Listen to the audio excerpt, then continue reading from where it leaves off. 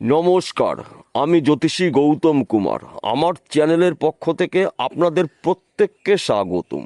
আজকের আলোচনার মূল বিষয় আগামীকাল 29শে মে শুক্রবার 2026 যুবরাজ গ্রহর বুধের রাশি পরিবর্তনের ফলে রাশিচক্রে সৃষ্টি হচ্ছে অতি শক্তিশালী মিথুন রাশিতে ত্রিগ্রহী রাজযোগ। এই ত্রিগ্রহী রাজযোগের প্রভাবে বিশেষ করে এই 7টি রাশি জাতক বা জাতিকাদের জীবনে টাকা পয়সা, সুখ, সম্পদ প্রাপ্তি রয়েছে। আসুন আমরা জেনে নেই কোন ভাগ্যবান এই 7টি রাশি জাতক বা জাতিকারা রয়েছে। ভিডিওটি না কেটে না স্কিপ করে সম্পূর্ণ দেখার চেষ্টা করুন। এই ভিডিওর মধ্যে যেই 7টি রাশির নাম বলবো, যদি আমার বলা রাশি আপনাদের রাশির সঙ্গে মিলে যায় তাহলে বিশেষ করে এই ভিডিওটি আপনাদের জন্য গুরুত্বপূর্ণ হতে চলেছে। তাহলে বন্ধুরা আসুন দেরি না করে মূল পর্বে যাওয়া যাক। কিন্তু ভিডিওটি শুরু করার আগে আমরা প্রথমে এই শক্তিশালী ত্রিগ্রহীর রাজযোগের বিষয় জেনে নিই, তাহলে আমাদের বুঝতে সুবিধা হবে এবং সহজ হবে। মিথুন রাশিতে আগের থেকে রয়েছে দেবগুরু বৃহস্পতি, দৈত্যগুরু শুক্রাচার্য। 29শে মে শুক্রবার যুবরাজ গ্রহ বুধ যখনই মিথুন রাশিতে প্রবেশ করবে তখন এই 3টি গ্রহর মহাযোগে রাশিচক্রে মিথুন রাশিতে সৃষ্টি হবে অতি শক্তিশালী ত্রিগ্রহী রাজযোগ। এই ত্রিগ্রহী রাজযোগ এই 7টি রাশির জন্য অত্যন্ত শুভ রাজযোগ, কেননা এই 7টি রাশির সাপেক্ষে গুরুত্বপূর্ণ ঘরে তিনটি গ্রহ একত্রে থাকাকালীন অতি শক্তিশালী ত্রিগ্রহী রাজযোগ কিন্তু তৈরি হবে। 7টি রাশির মধ্যে প্রথম ভাগ্যবান রাশি, আপনি যদি বৃষ রাশি জাতক বা জাতিকা হয়ে থাকেন, আপনার রাশির অধিপতি গ্রহ শুক্র অবস্থান করছে আপনার রাশির দ্বিতীয় ঘরে, দেবগুরু বৃহস্পতি অবস্থান করছে আপনার রাশির দ্বিতীয় ঘরে, যুবরাজ গ্রহর গুরুত্বপূর্ণ গোচর আপনার রাশির দ্বিতীয় ঘরে অর্থাৎ ধনস্থানে। আর্থিক দিক থেকে কিন্তু আপনি শক্তিশালী হতে পারেন। বেকার রয়েছেন, কাজের শুভখবর পাবেন। দীর্ঘদিনের আটকিয়ে থাকা অর্থ রিটার্ন পেতে পারেন। বন্ধ ব্যবসা পুনরায় শুরু করতে পারেন। আপনার শরীর স্বাস্থ্য ভালো থাকবে। সন্তান সুখ প্রাপ্তি, পিতা মাতার পুরো সাপোর্ট পেতে চলেছেন। আপনার গৃহে সুখ সমৃদ্ধি প্রবেশ করবে। এই সময় চলাকালীন স্বামী স্ত্রীর মধ্যে খুব সুন্দর বোঝাপড়া দেখতে পাওয়া যাবে। বর্তমান সময় যারা প্রেম ভালোবাসার মধ্যে যুক্ত রয়েছেন তাদের সময় কিন্তু অনুকূলই থাকবে। অর্থাৎ 9টি গ্রহের মধ্যে তিনটি শক্তিশালী গ্রহ অবস্থান করবে আপনার রাশির দ্বিতীয় ঘরে ধনস্থানে। ত্রিমুখী আয় উপার্জন করার সুযোগ পাবেন। কিন্তু এই শুভ সময় কিন্তু আপনাদের থাকবে 5 দিন।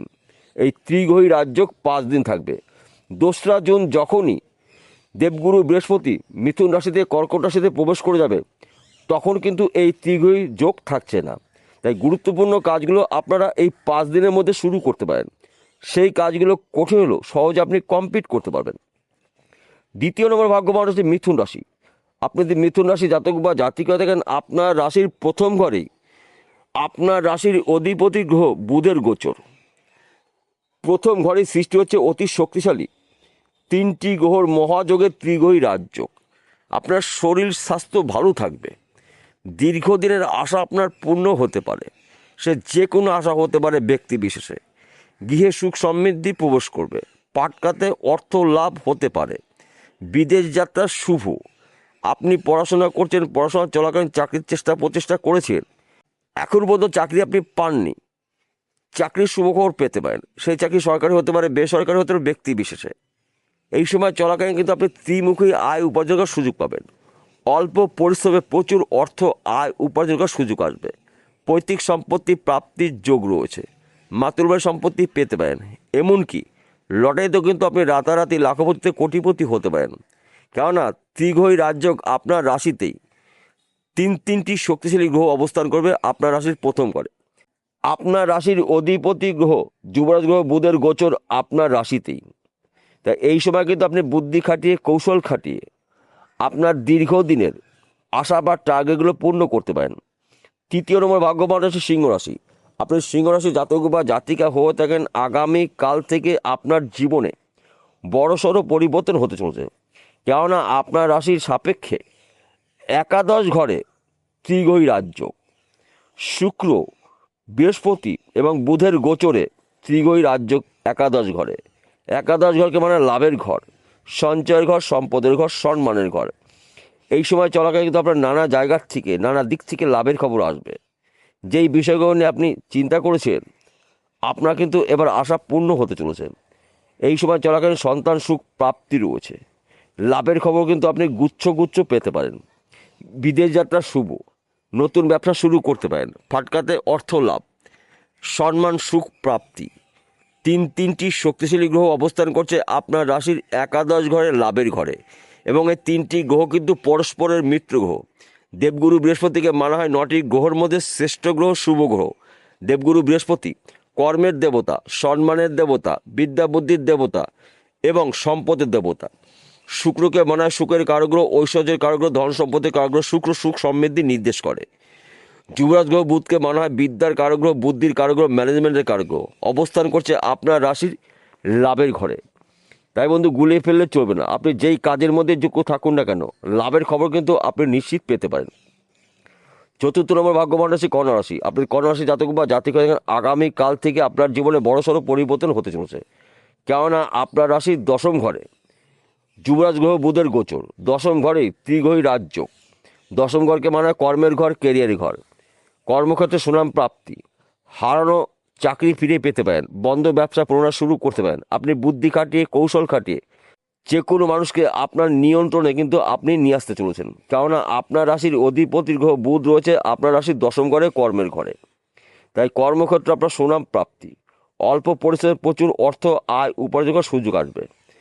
ফাটকাতে অর্থ লাভ, আপনি কৃষক পরিবারের ব্যক্তি, কৃষিকাজের মাধ্যমেও কিন্তু আপনি দীর্ঘদিনের আশা বা স্বপ্নগুলো পূর্ণ করতে পারেন। ত্রিগ্রহী রাজ্য অত্যন্ত শুভ রাজ্য আপনার জন্য।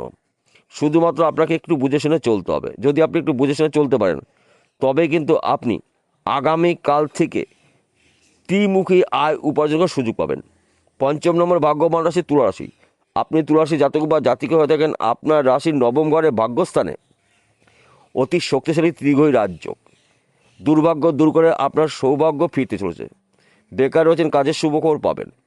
ব্যবসা ক্ষেত্রে উন্নতি, চাকরি ক্ষেত্রে প্রমোশন, নতুন চাকরি পেতে পারেন। পরধন প্রাপ্তির যোগ রয়েছে। সেই পরধন প্রাপ্তি, পৈতৃক সম্পত্তি পেতে পারেন, শ্বশুরবাড়ির সম্পত্তি পেতে পারেন। এমনকি লটারিতেও কিন্তু আপনি রাতারাতি কোটিপতি হতে পারেন।